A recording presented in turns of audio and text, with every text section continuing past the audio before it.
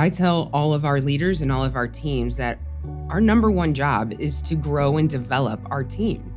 Our people are our secret sauce. My purpose in getting up every day are amazing 90,000 people. That's how we have fun every single day. That's how we succeed.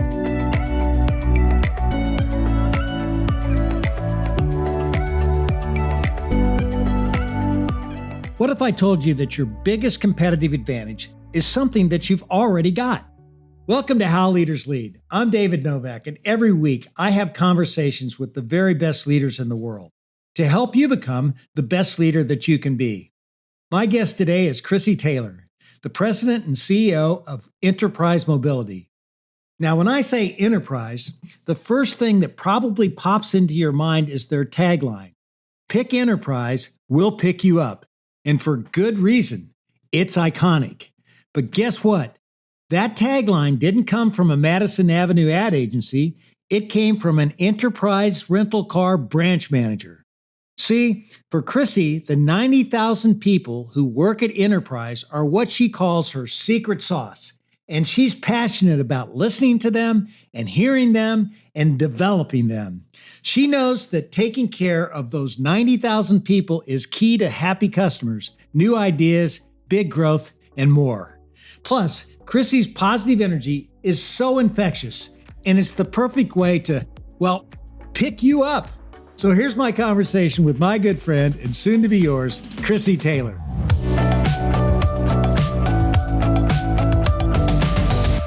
Chrissy, it's great to have you on the show. Yeah, no, it's great to be here. Thank you so much for having me. I'm excited. Let's roll. Come on. Let's go. Okay, I like it. You got the kind of energy that I feed off of. Okay, Enterprise has been in your family your entire life. And I want to know one of your favorite memories in an Enterprise rental car. Oh, in an Enterprise rent-a-car. Well, I remember lots of things about branches. I've washed a lot of cars. I've picked up a lot of customers in vehicles. Oh, okay. So I worked in our international operation. So I've had 17 different roles around the globe for our company. And I worked for 3 years in our international operation. And when I worked in London, they drive on the other side of the road. And when I first got there, I said, okay, I don't understand this market. What are our customers like? What are our employees like? I'm like, put me in a rental branch. I had already been a branch manager in our St. Louis location. And I'd worked at corporate for about 3 years. And then I took the opportunity to move over. And they said, great, let's put you in Guildford, in London, right outside London. And you're going to pick up customers. You're going to go on marketing and sales calls. You're going to drive customer service. And you get to drive these wonderful rental cars on the other side of the road. And they're manual. I went to go pick up a customer. I got lost for 2 hours. Let's say my customer service was not on point that day, but it's not always about, how you do the customer service. It's the recovery on the back end. So my recovery on the back end was amazing. And needless to say, I did not drop that customer off when they returned the vehicle, but driving manual on the other side of the road, renting vehicles is not as easy as it looks. That's a good one. Chrissy, a few years back, I was CEO of Yum Brands, and I visited you and your team in St. Louis, and you wanted us to come so you could learn about franchising, and we wanted to come and learn about your amazing culture. But tell me, what's happened in the world of franchising with you? Oh my gosh, it's been amazing. So yes, so you came probably right in 2008, 9, somewhere around there, because my father, who was our CEO at the time, had just acquired National and Alamo because we were trying to grow at the airport. But the other thing that National and Alamo brought to us, which has been an amazing success, and we're super proud of our partners, is franchising. Because we always said, well, we're a privately held multi-generational family business, and we're not going to franchise the Enterprise brand. Well, never say never. Enter in National and Alamo franchisees, and now we have over 90 countries. And so when you came, we were trying to understand, what does that mean to have a franchise operation? What does that mean culturally? What does that mean from operating in different countries? Because we already had owned and operated in 5 European countries. But operating in Asia was a totally different understanding. And so you all have done an amazing job of that. And so we wanted to learn from you. And you're very kind. You said you wanted to learn from our culture. But our franchisee operations have been amazing, a great addition. And from that meeting, we always say that when we bring on a partner, a franchise partner, they have full citizenship into the enterprise mobility world because they want to drive customer service and they're servicing the same customers that we are. So thank you for the guidance. Thank you for the great example. And it's worked out really, really well for us. And so we appreciate that help. Well, Chrissy, we learned so much as well, and one of the things that I had admired and read about from afar was your culture, and without going into exactly all your cultural values, just why do you think culture itself is so powerful, and why should a leader really focus on it? Culture is the DNA of your company. It's the personality of your company. And we're a family-owned business. We're privately held. We're multi-generation. I'm the third generation of the Taylor family who is running the business along with our great teammates. But it really comes down to a simple philosophy, and that was what my grandfather said, Jack Taylor, is take care of your customers and employees first, and everything else will follow. And that is how we run our business from top to bottom, from our general managers in the field who are running our operations, to our franchisees, to all of our corporate-owned European countries. It's absolutely amazing.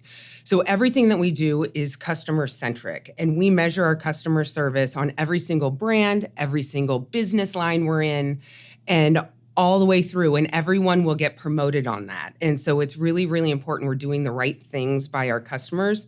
And then our employees. We have 90,000 amazing employees. We have a great management trainee. We're one of the largest recruiter of college graduates. And so we have a responsibility as a company and as a family to make sure that our employees have opportunities and are progressing through our system. And so they're really learning the business and getting their MBA on the job.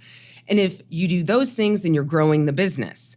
And then at the end of the day, if you're growing the business, you're going to have a reasonable bottom line, and we're going to be able to give back to the communities that have made us so successful.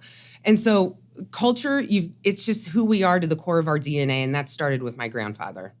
Chrissy, one of the things that I really admire about what you've done since you've become CEO is you've really reframe the business. Very, very, very strategic in your thought process and your approach. But I was very impressed when you went from being a rental car company to now being enterprise mobility. And I'd love to get into how people make decisions, and how that happens. What process did you go through to broaden your frame of reference and move from rental cars? Yeah, so it's a total team sport. And, fleet management was the original business that my grandfather created, and it is still our second largest business line. It has over 750,000 vehicles that we manage and lease. And so it's very, very important to us and runs core to who we are. And then our rental business has just over 1.5 million vehicles in our global fleet. And so we have customers that are crossing over between, they're participating in our leasing services, they're participating in rental, in our truck, in car sales. And so our customers, we're really leading with our customers that help us all of a sudden understand that it's not just about renting cars, it's about the mobility landscape. It's changing and our customers are changing. But I'll take a step back. And so we have all of these great brands. It's absolutely amazing, and our 90,000 people drive that. And then we follow what our customer is doing. And we had a brand. It was not a consumer-facing brand, and it was Enterprise Holdings. And it was just a way to talk about ourselves, but really internally. But when we saw our customers, and we did about 2 years of insight and marketing and communication work and talking to our employees and talking to our customers. And we could see they were asking more from us because they were already doing that across our business lines. And so we all said, okay, we need something more and a better way for our sales team, better tools and resources to describe who we are and what we do and how we've evolved over time. And so Enterprise Mobility was launched about a year and a half ago, a little more than that, year and a half ago. And we really started internally because our 90,000 people are our advocates. They're the ones who are going to bring the enthusiasm and the power and the illustration of what we do and Enterprise Mobility to life. And so for a year and a half, we've really been focused internally, and now we're working externally to make sure our customers and other business partners and you understand what Enterprise Mobility is about. But it has been super, super fun. It's been the right move, and we've really enjoyed it. But it's it's a new brand, so it will take, time to evolve and take on a life of its own. Now, your grandfather, Jack, started this company in 1957 with 7 vehicles. And now you've got this massive mobility company that you just described. How have you kept this, company that started out tiny and now is huge? How have you kept it small? Or is that something that you try to even think about? Yeah, my grandfather and my dad always used to talk that it's not about being the biggest, it's about being the best. And so it's about an evolution and staying true to who you are and who we are to the core of our DNA. And being privately held, it's a competitive advantage. We can think for the long haul. And so we can take our time. We can think strategically. We can continue to reinvest in the business.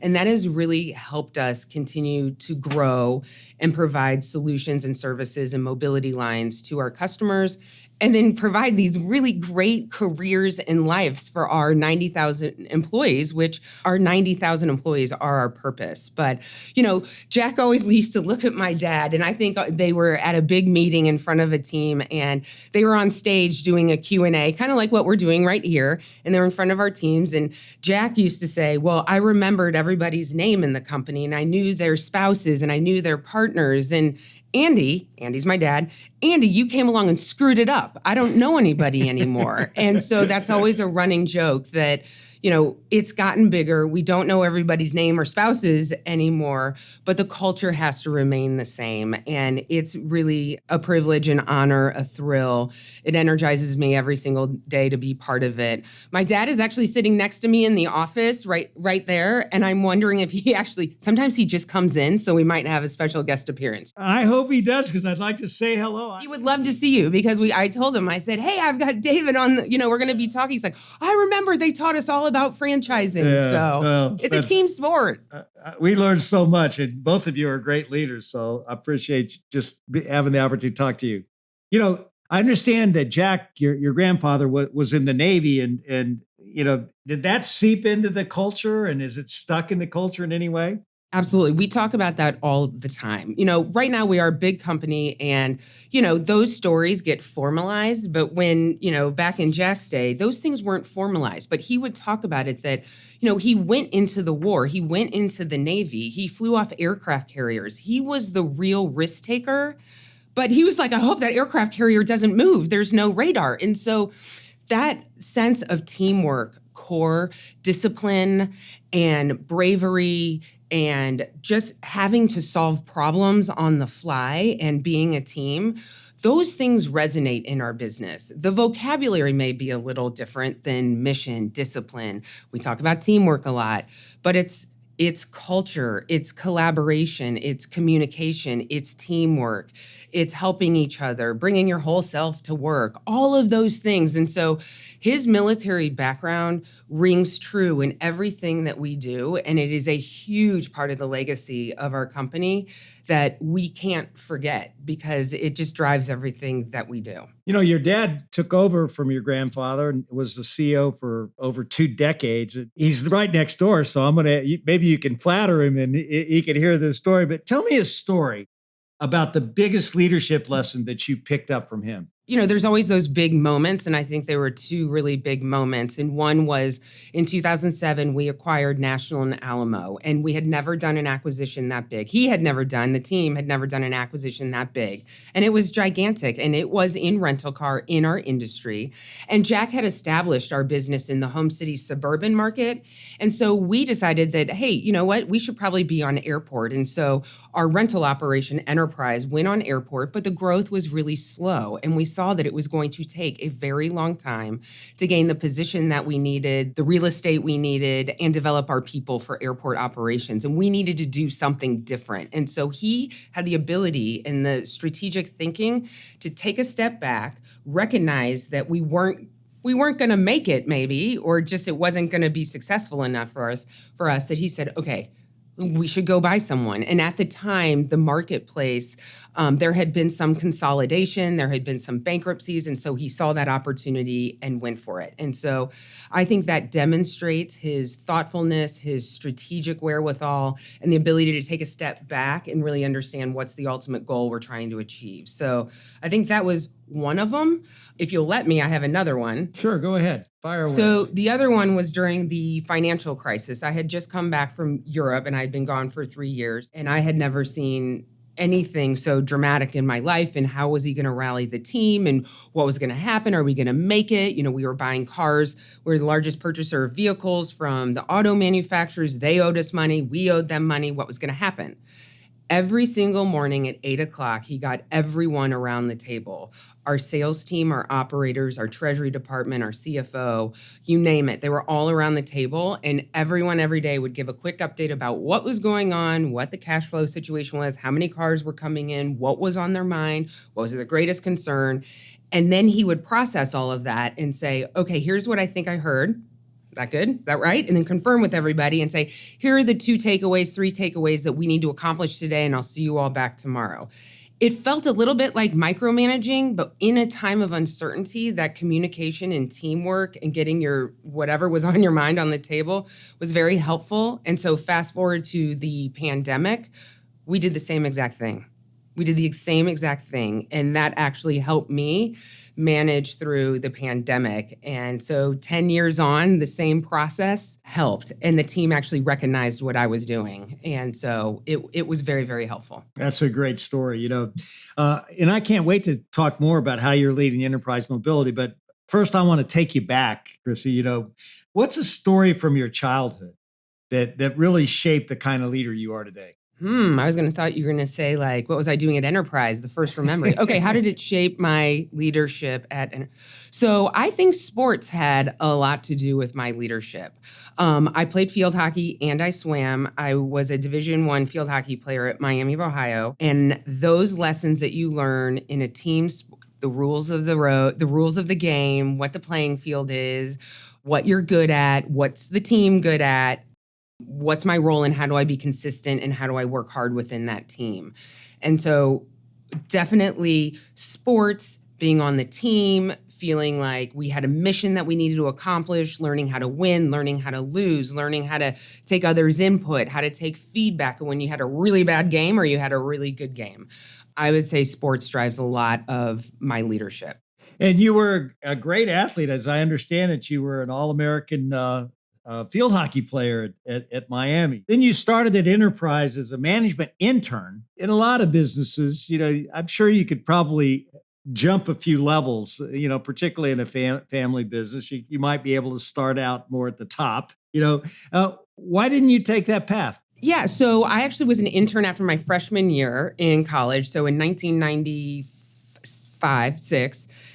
And so I just worked for 2 months, and I was like, okay, I know about the business because we talk about it at the family dinner table all of our life. And I knew customers and people, that's the most important. And so I was an intern after my freshman year because I needed a job and I need some money.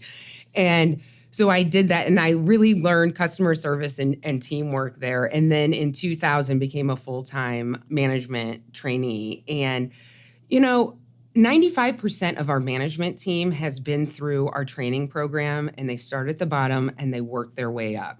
They may not work all the way through the rental path, and we're really big now. And so they can veer off and do what they're passionate about and what they're good at. And so there really was no room to jump off. You're in the management training program. This is what we do. This is how you learn the fundamentals of the business. You're getting your MBA on the job. And here are the things that you're going to learn. And I am motivated by that. I was motivated by that. I was motivated by the competition that happens, friendly competition that happens between our locations, the camaraderie. I worked at 8 different branches, or we call them branches are locations, 8 different locations in the St. Louis group. So I worked at the airport. I worked at a brand new location that we had just opened. I worked at a very old location that we had had for quite some time. And so there really was no room to jump. It just wasn't a thing. This is what we do. And then finally, when I was a branch manager, they said, okay, you're a branch manager. You've gotten to one of the major milestones that our employees get to. Now you need to understand how big our company really is and not just think about the St. Louis market. And so then, like many people do when you're a branch manager, you have the opportunity to move into other divisions. I moved into corporate and had a variety of roles at corporate to understand how big we were. We're outside the St. Louis market. We're in North America. What does that mean? What does treasury mean? What does IT mean? And so on. So that it unfolded from there. Hey everyone, it's Kula, and if you are looking for a resource to help you level up as a leader, go and get our weekly Leadership Digest. It's our roundup of leadership resources that we deliver straight to your inbox every Friday morning. It's totally free, and there are thousands of leaders who are using this resource to stay sharp in their role as a leader. So go to howleaderslead.com/digest, grab this free weekly newsletter, go to howleaderslead.com/digest and get it today. You know, as I understand, I may have the number wrong, but you've had at least 17 different roles at Enterprise before you became CEO. What would be the key lesson that you learned on the way up about each one of those jobs that you could give someone that they could think about how they move up an organization? Be curious and ask a lot of questions, because after 17 jobs, somebody would look at me and say, you're a mile wide and an inch deep. What do you actually know? And so there's a lot of different experiences you take from that. But if you ask a lot of questions, you're curious about business lines, it all comes together. And at Enterprise Mobility, you realize that you might be in a different role and changing jobs within the company, but our founding values, our philosophies, our culture, how we grow and develop our teammates is all the same. And so I would tell somebody, if you're moving around in a bunch of different jobs, and be curious. Like, right? That's our job. Like when you were a CEO, you have to be curious. You need to understand what's happening and what the pulse is of the organization, because that's part of the way that you're going to make a decision. It's part of your intake of saying, we need to do this to move forward. So yeah, well, curiosity is one of the reasons why I love this podcast, because I get to learn from you. And, you know, I got to ask you, and I wasn't going to ask this before, but just watching you in action here, you're a great communicator. You know, is this something that you just learned naturally, or did you go to an expert to help you learn how to do it? Or, you know, how have you honed this skill? Because you are a fantastic communicator. I am a huge preparer. So I've had some coaches along the way and some executive coaches along the way and some mentors. And because I just want to make sure that when I'm talking to my team, it's clear what I'm trying to communicate. And we talk a lot about authenticity. I think I bring a lot of energy, and I want to be authentic. I don't have these big fluffy words, but I just want to be clear about the emotion or the subject matter or what's just going on in the company or what's going on with my family. And so I've had some training along the way, but it's really, I also prepare. I thought about what I was going to say with you. I watched your interviews with other people, and one, it's very impressive, and then I'm impressed by them. And so I want to make sure that I'm in that category. And so I tell my team, nothing happens just like that. It's practice, it's preparation. You're going on a sales call, role plays, most uncomfortable thing in the entire world. But they're really, really important so that you understand what you want to communicate. And if you get in a bind, then you're like, oh, I know what to say. I can back myself out of that and say it maybe in a different way. In my research, I've heard you talk about the importance of raising your hand for opportunities even before you're totally ready. Will you share a story of when you did that, Chrissy? Oh, yes. Okay. So that is something that we talk about in our organization a lot, that it's like you always want it to be perfect, but this is something else my grandfather used to say. It is not a perfect world. And so you need to raise your hand. You're ambitious, like go for it. You're never going to be perfectly ready. And so I was running our retail car sale operation, which I was learning, and that was one of my 17 roles. And then I went out on maternity leave. So I was on maternity leave, and an amazing executive of ours retired, and it was unexpected, and we retired for all positive reasons, and he was running North America. All of a sudden, they're like, wait a minute, if Chrissy she's had all these roles. She's worked internationally. And I give kudos to my dad and Pam Nicholson, who was the CEO before me, that they actually saw that was an opportunity to position me to potentially be CEO, because running North America is one of our largest jobs in our company. And so he retired. I was on maternity leave. I came back from maternity leave and they said, hey, there's an opportunity. And I'm like, what's going on? They're like, you're going to run North America. And I was like, what? They're like, you don't want to do it? And I'm like, oh no, I want to do it. I'm like, but I'm not ready. I can't, what? Like, no. Everyone who was going to be reporting to me had 25 plus years experience.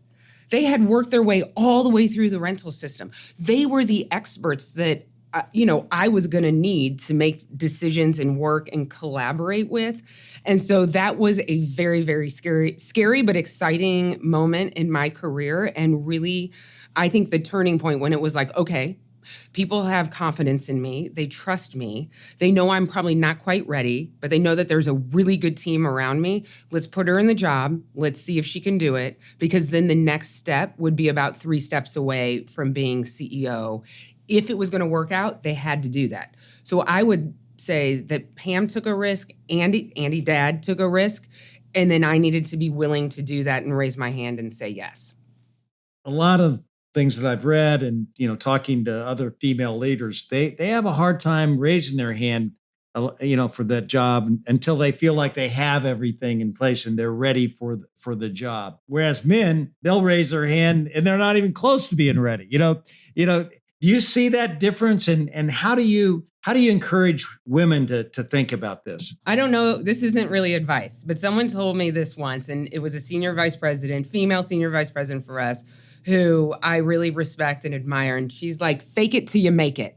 Just keep going. Just keep going. You're never going to perfectly be ready. And so the more I take it very seriously. My position as a role model, or our employees are looking up to me.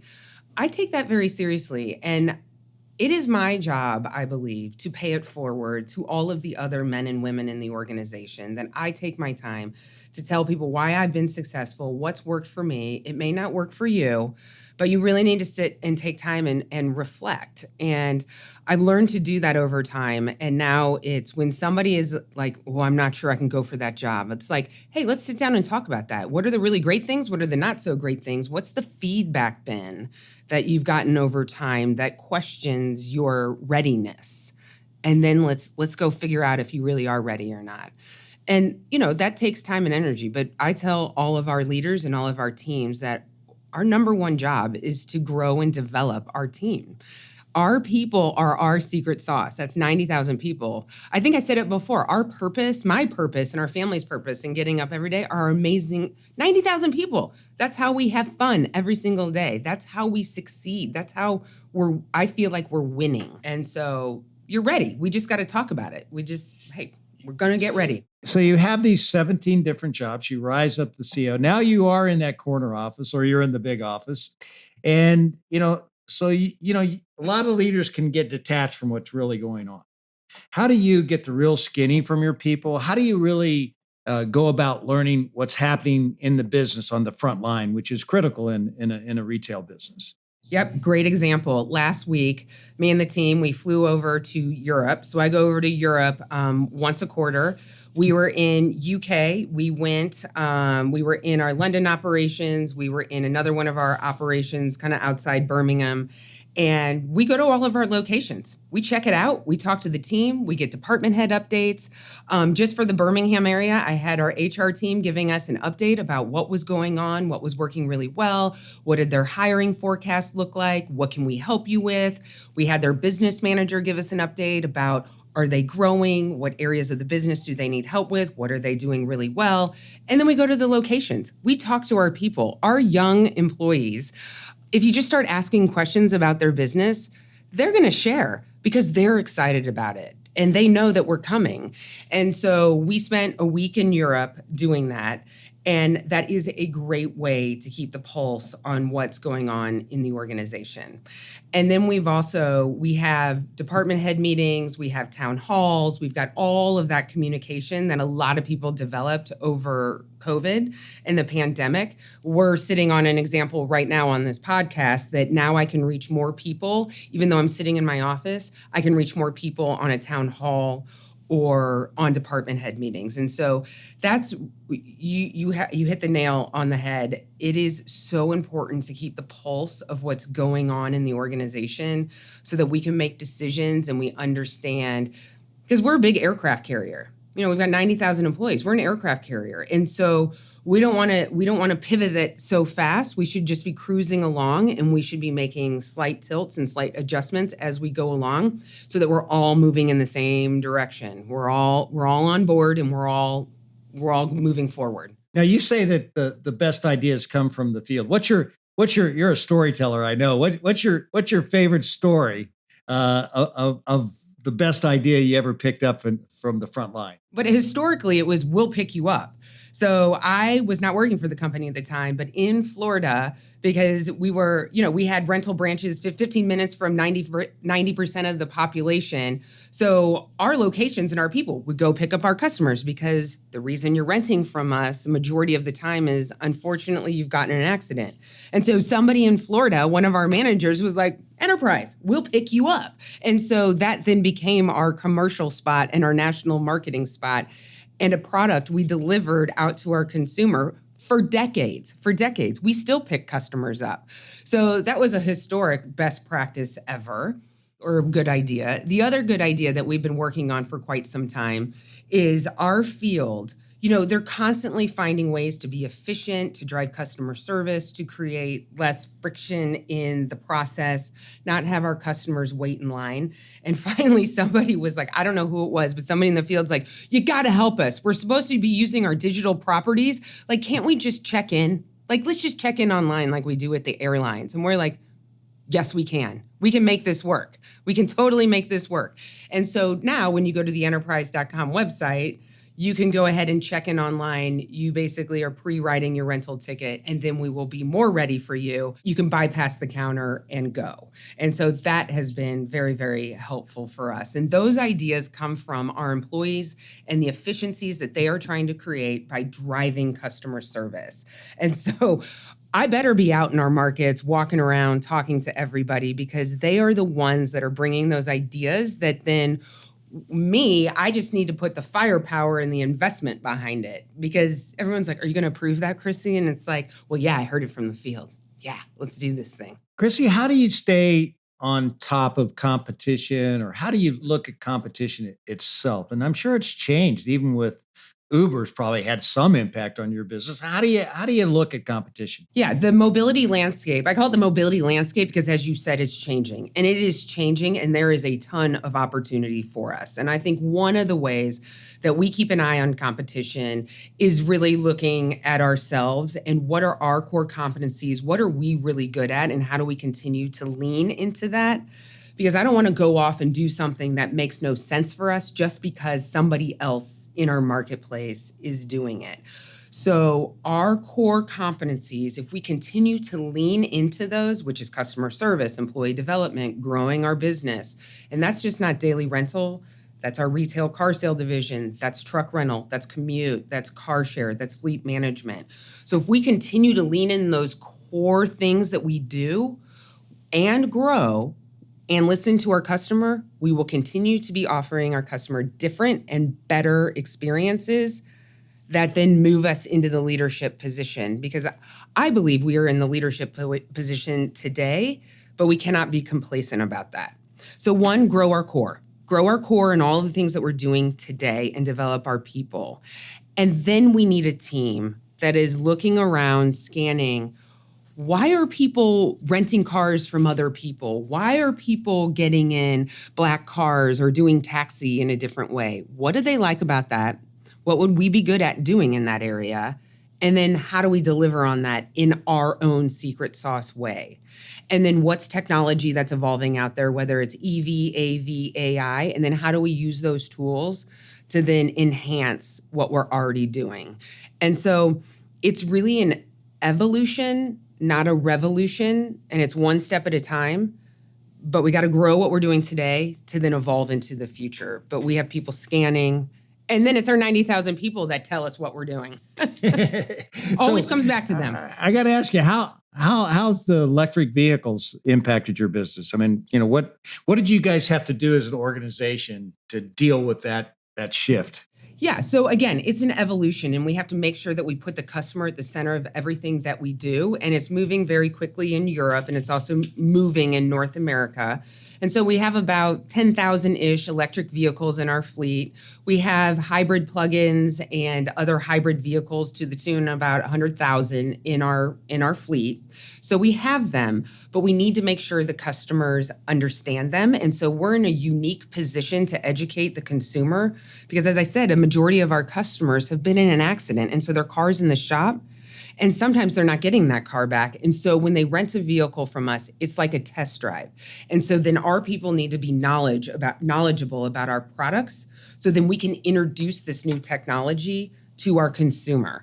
And so we have the product. It's slow and steady, but we're working through it. And so it's been positive, but we still need to make sure there's more infrastructure in the world around us and in Europe. We also need to make sure that all of our partners, that we're partnering with them to understand what the legislative landscape is and who can we partner with to help make sure that the consumer can adopt to this new technology. It's complicated and it's going to take time, but I'm a fairly positive person. There is a huge... Oh, you got to be kidding me. I don't believe that. There's a huge... Right. There's a huge opportunity to be had there, but you can't get in front of the customer. You really just can't get in front of them. And so we need to make sure we're pacing with them, we're educating them, we're working with the manufacturers. I mean, that's what we do best. Let's make some relationships. Let's go out on some sales calls. Let's go talk to the OEMs. Let's go talk to our government officials. Not to get deep or anything, but you got to bring everybody along. And so that takes time, that takes energy, but it's an evolution. Like if there's an opportunity, go for it. We'll be back with the rest of my conversation with Chrissy Taylor in just a moment. Well, March Madness tips off this weekend. And I don't know about you, but I'm looking forward to watching some great basketball over the next few weeks. And it got me thinking about a conversation with Dan Hurley, whose Yukon Huskies have won the tournament the last 2 years. In our episode of How Leaders Lead, Dan talks about how important it is to hire the right people who align with your level of passion. I recruit coaches to work for me that have incredible passion for the game. They have to love being a part of this tribe and want to invest absolutely everything they have, into their obsession, which is basketball for all of us, our passion. So like they have to love it as much as I love it, or else I cannot bring them in here. Because when the person that cares too much meets the person that doesn't care enough, things can tend to get very, very bumpy. So we're based on just like the work ethic has got to be there. It's got to meet mine. I mean, I don't have a lot of hobbies. I don't have a lot of balance. It's like, I love basketball. I love my, in a good way, I love the cult that I'm a part of. And then I love my family.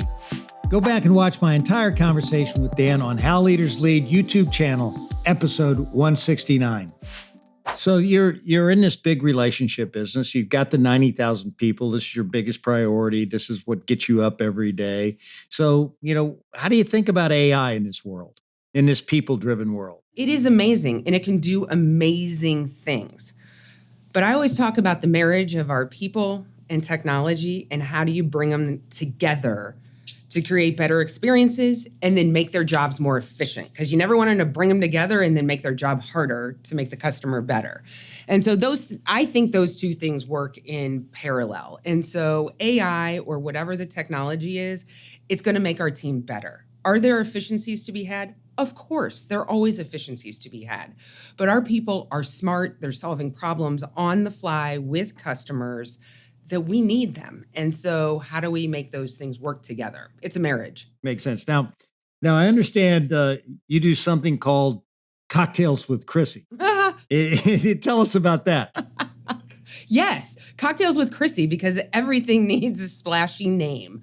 Oh man, that started maybe 3 or 4 years. That was a while ago that started. And so I said, this is the example of how you pay it forward. A huge responsibility to pay it forward and mentor and take the time to make sure that everyone is developing. So female leadership is important in our organization. And so I said, we're corporate. It's not like the field where everyone's scattered. Like we have a set group of people who are corporate. And I said, I would like to get together and know our corporate folks. And so we took them in chunks. And so I got all of our level 4 leaders, which is our highest level in our corporation, got all the level 4 women together.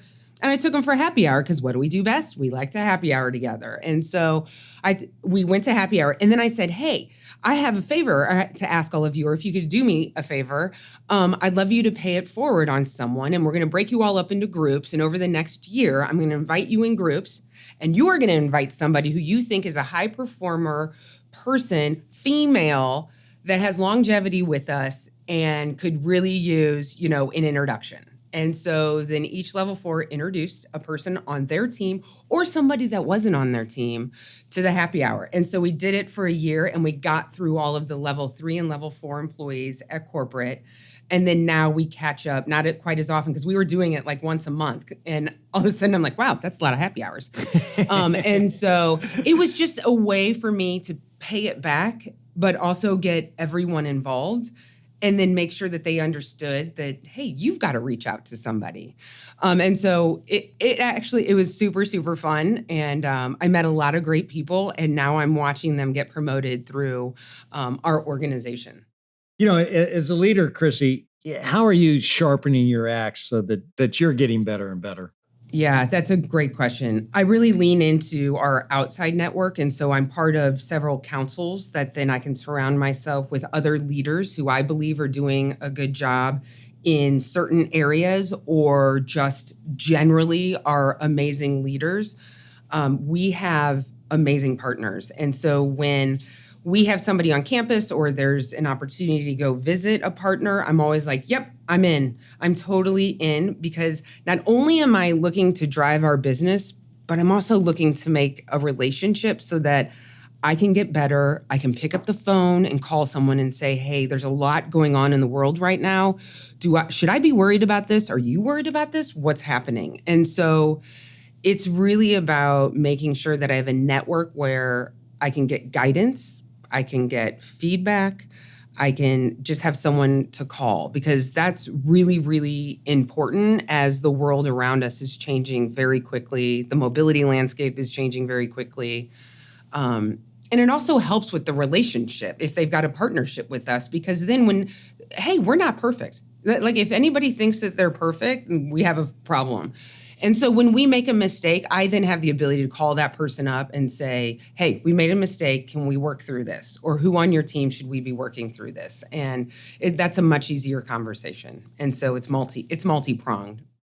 Chrissy, you obviously have a ton of positive energy. And I always say positive energy lifts people up. Negative energy brings you down. And you're definitely in the positive camp here.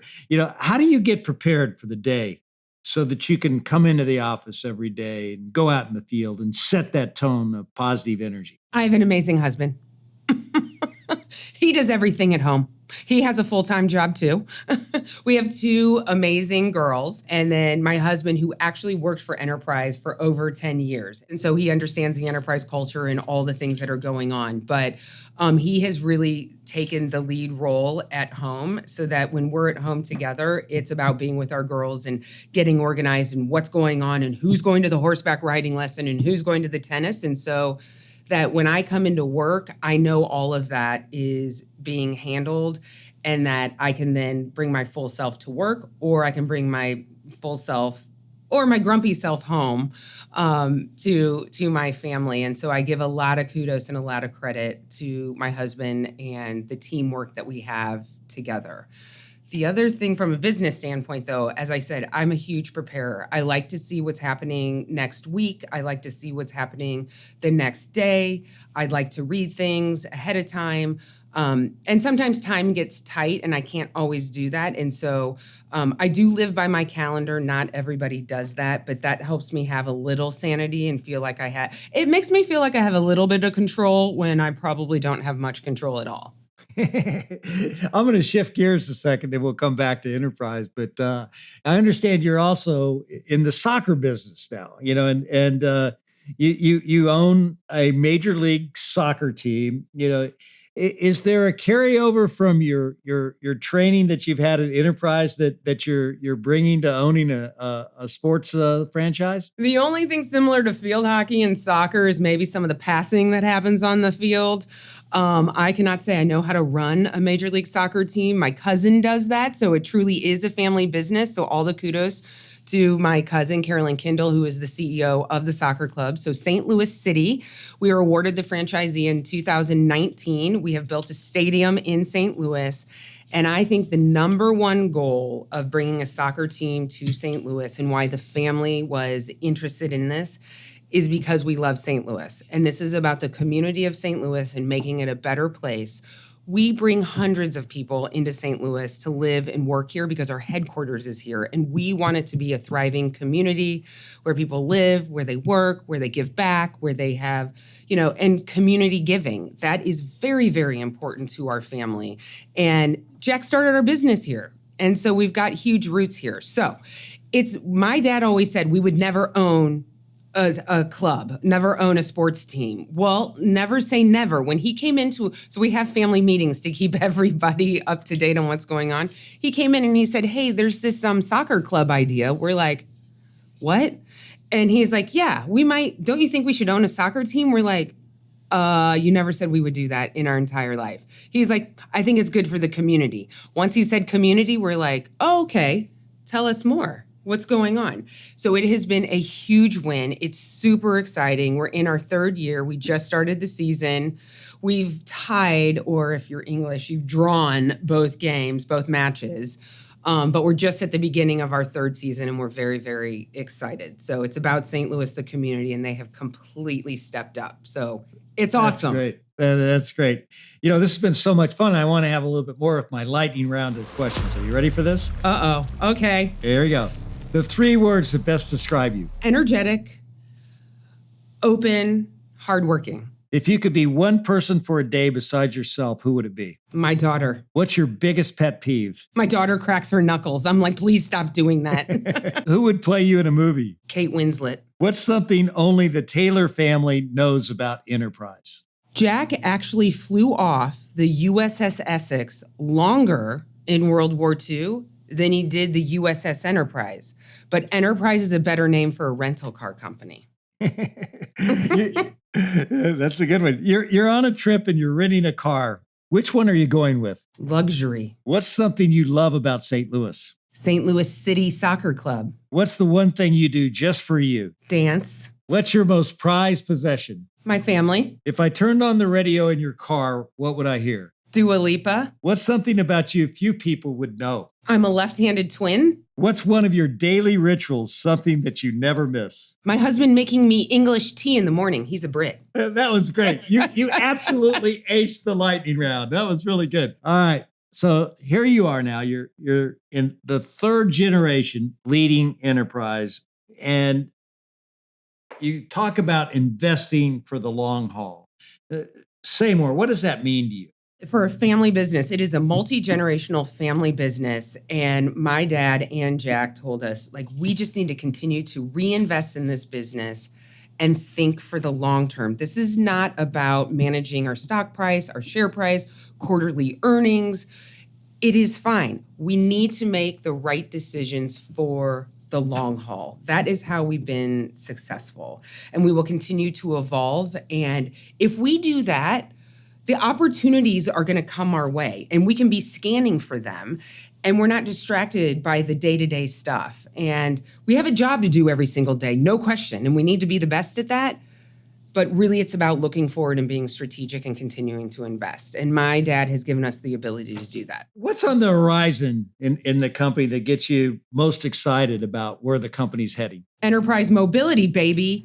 It absolutely is enterprise mobility and all the things that we can do as enterprise mobility, because most people, you said it, most people know us as a rental car company, but we love rental, but we are way more than a rental car company. We are solving problems for consumers and businesses out there with 9 distinct business lines.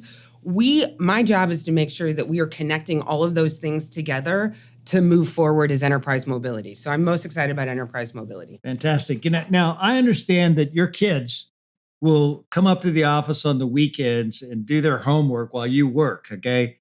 As a CEO and as a mom, talk more about how you integrate the two. You talked about the importance of your husband and how he really plays a great role, but how do you do the mom CEO thing? What has actually helped is that we are more virtual too, and we've got our phones. And so on the weekend, or if I need to leave work early, or if any of our executives or whoever needs to leave work early, there's a lot more flexibility, but we are always on. And so managing that, I think it's like what my dad did. We would talk about it at the dinner table. It's not something I shouldn't be talking about. It's something that I should be proud of. And so at the dinner table, I'm saying, how was your day? What happened during the day? And now I've picked up that my youngest is looking at me. She's like, how was your day? And I'm like, oh, thank you very much. Let's talk about that. Well, I went to go see one of our operations. I met 5 of our employees, and you know why that was important? And so then I'm dropping little nuggets, but I'm also talking about my day, and not just, it's not like one dimensional. It's this multi-dimensional thing that's now moving from home to business. And that's okay. I think sometimes we think, or I used to think, that I had to shut one off and turn one on. It actually is all together, and that's okay. So yeah, that's great. And it's not a perfect world, and so it's one day at a time. One day could be really great that I'm managing it, and one day I'm like, I am terrible. I'm terrible at both being a CEO and a mom. Something that I'm sure your kids are picking up from you and your family is just the generosity of your family. Between your company foundation and your family foundation, you've given over $1 billion away. What's the biggest thing that giving back has taught you, Chrissy? Yeah, it's so amazing. I have to tell a story. So we learned how to give back through my grandfather. Jack is the one who said, when you're successful and when you're doing great things, you have to give back. That is the reason that we are so successful, because we are successful because of the communities that we live and work in. And so that cannot stop. And that is part of our founding values and our culture. And when we were debating about at what age, Jack sat us all down. So there's 5 of us in the 3rd generation. I have 2 sisters and 2 cousins. We're all women. There are 5 of us. Jack sat us down and said, I'm going to give each of you $5,000. And we're like, $5,000? Like, what are we doing with $5,000? Okay, great. He goes, no, you have to go find an organization in St. Louis that you find yourself liking, you're passionate about, you're interested in, and it's a nonprofit that does something good for St. Louis. Doesn't matter what area it is. It could be animals. It could be food banks. It could, whatever. But you need to go find it. You then need to come back, report back, and then tell us why you want to give them $5,000. And then you can present the check to them. And that is how our generation learned how to give back. And then he established the foundation for the business. And now the business gives back. And every single one of our operating groups actually has their own money that they have earned as part of their profit, that then they know they give back to the communities in which they are establishing their operations. And so it runs deep, and it is an amazing thing, and it makes us better. And that's why we do it, is because Jack said it's the right thing to do. Well, I'll tell you what, the story you shared about Jack with you has just inspired me. I have my grandkids. I have 2 granddaughters. One's 13, one's 14. And I've got a 10-year-old coming up. But the 13 and 14-year-olds, I'm going to do exactly what Jack did and put them to work. And I love that idea. So thank you very much for sharing that. That's great. So my daughter turns 15 in 2 weeks. And my husband and I just talked about it, and we said, I don't have any gifts for her. I'm like, we're going to do that. That's exactly what we're going to do. And so we're going to talk to her on her birthday and be like, here's $5,000. You're going to go do this. I love it. Thank you very much for that. With 25 years at Enterprise Mobility now, the third generation leading the company, what do you, Chrissy, see as your unfinished business? When you say that, this is what I think about. Jack was the real risk taker, and we talked about flying off aircraft carriers, starting a business with $25,000 of his own money. He understood how to get it going and how to take the risk. My dad understood how big the company could be, the visionary, putting the governance in place, really getting the strategic framework of the company going. And so now it's my job to leverage the great things that they've done to catapult us into the future. And so Enterprise Mobility, changing the name, that's great. I changed the name, but there's got to be some firepower behind that. And so if you want to call it unfinished business, my unfinished business is to get Enterprise Mobility over that hurdle, that people know us more more than just a rental car company, because that's a legacy that my dad and grandfather left for me. So let's get this thing going. We are just getting started. I have no doubt. Last question. What's one piece of advice you'd give to anyone who wants to be a better leader? Just take it one day at a time. There is a lot coming at you. It can be very complicated. Just one day at a time and use your team.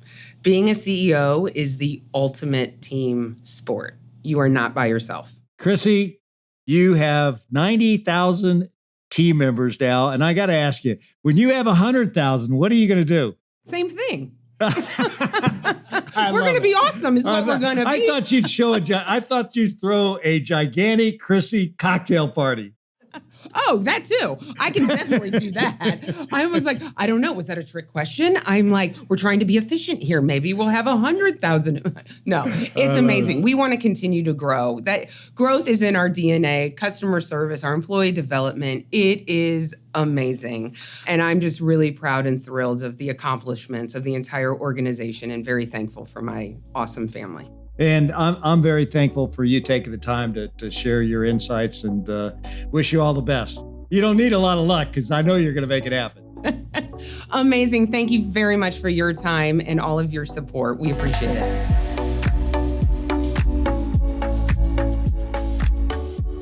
Chrissy's energy is contagious, isn't it? She's built her career on valuing others, and you can just hear how much she believes in her 90,000 people. Strategy is important, but at the end of the day, your biggest competitive advantage is the people around you. You've got to invest in them. That's how you create a culture where great ideas thrive, where your business moves forward, and where customers can feel the difference. So here's your challenge this week. Find one way to invest in your people. Maybe it's encouraging someone to push themselves and go after a new opportunity. Maybe it's just recognizing great work.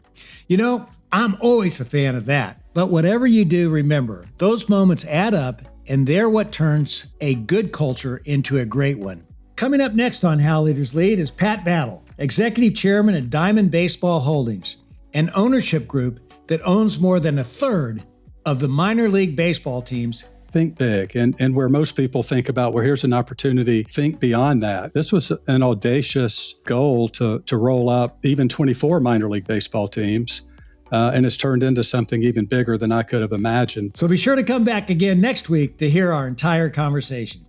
Thanks again for tuning in to another episode of How Leaders Lead, where every Thursday you get to listen in while I interview some of the very best leaders in the world.